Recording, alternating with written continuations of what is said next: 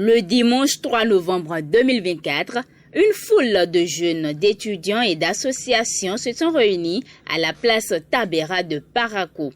Il s'agissait de l'Agora des jeunes qui abordait le sujet du harcèlement sexuel en milieu scolaire et universitaire. Agora des jeunes, comme le nom l'a indiqué tout à l'heure pour la séance, c'est un espace dédié aux jeunes pour vraiment discuter des questions qui touchent au bien-être, au devenir des jeunes. Au commencement, grâce au divertissement et au réseautage, les participants ont ressenti une sensation de famille avec leurs camarades. Agora des jeunes, c'est une initiative que nous venons de lancer avec cette première session autour de la thématique de harcèlement sexuel en milieu scolaire et universitaire, parce que je considère que c'est vraiment une thématique qui malheureusement est plus ou moins minimisée et que nous ne travaillons pas suffisamment sur cette thématique alors que ça touche au devenir des filles. À l'instar de tout phénomène, le harcèlement prend différentes formes. Aujourd'hui, avec les réseaux, il y a de ces messages répétés qu'on envoie, de ces messages à caractère sexuel qu'on envoie, et de manière répétée. Alors, et quand il y a cela, la fille doit pouvoir savoir qu'il y a harcèlement. Quand j'étais en classe de seconde, moi j'étais victime, j'étais sur Facebook et mon enseignant, souvent il envoie les stickers pour me montrer sa beige, c'est-à-dire le pénis. Bon, j'étais avec ma grande soeur, mais j'étais pas du tout proche d'elle pour que je puisse lui en parler. Donc j'étais obligée d'aller voir mon pépé. Elle était une enseignante et elle enseignait le français, donc je me suis approchée d'elle, je lui en ai parlé. Après tout, elle a tenu un rendez-vous avec l'enseignant. Ils ont parlé, mais malgré ça, ça insistait. Et j'ai dû en parler finalement à mon papa qui a intervenu. Mais au finish, il a cessé. Il convient de souligner que divers éléments sont responsables de l'agression sexuelle en milieu scolaire et universitaire. À l'université, on constate beaucoup de choses. Il y a des filles, elles s'exposent. Elles portent des tenues qui les laissent complètement nues. Quand tu te rapproches de cette jeune fille, tu vas beaucoup entendre.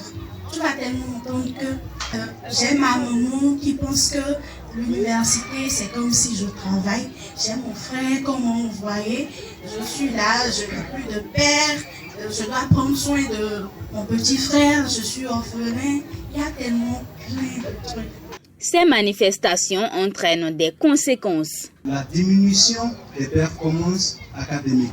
C'est-à-dire, si la fille avait l'habitude d'occuper le rang de la première de la classe, si elle est harcelée, elle peut se retrouver peut-être à l'avant-dernière.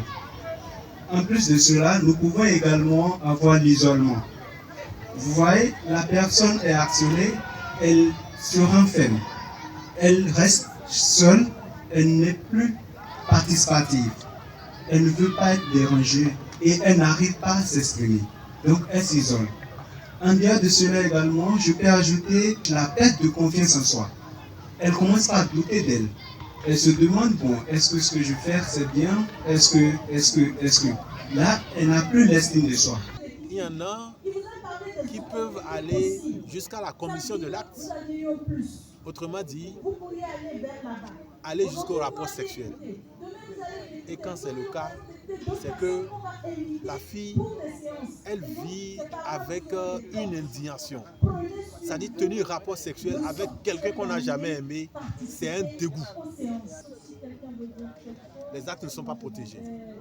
Et malheur si l'un et l'autre des deux parties a un virus, une infection. Cela suppose que facilement la maladie est transmise.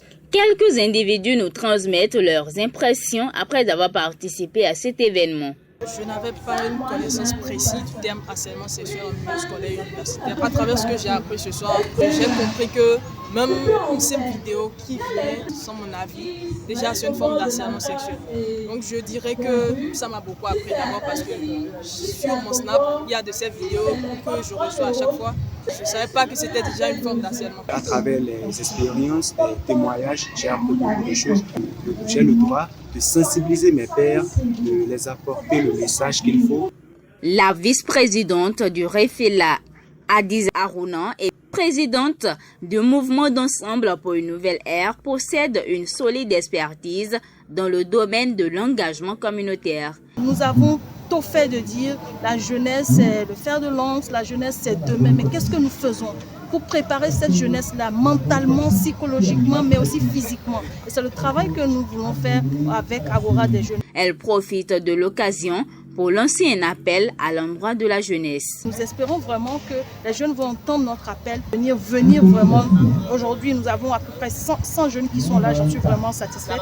Et donc, j'espère qu'ils vont passer le message pour que d'autres personnes puissent venir écouter avec nous ce que nous sommes en train de faire. Il n'y a pas de l'argent, mais il y a du savoir. On apprend ici, on part avec quelque chose.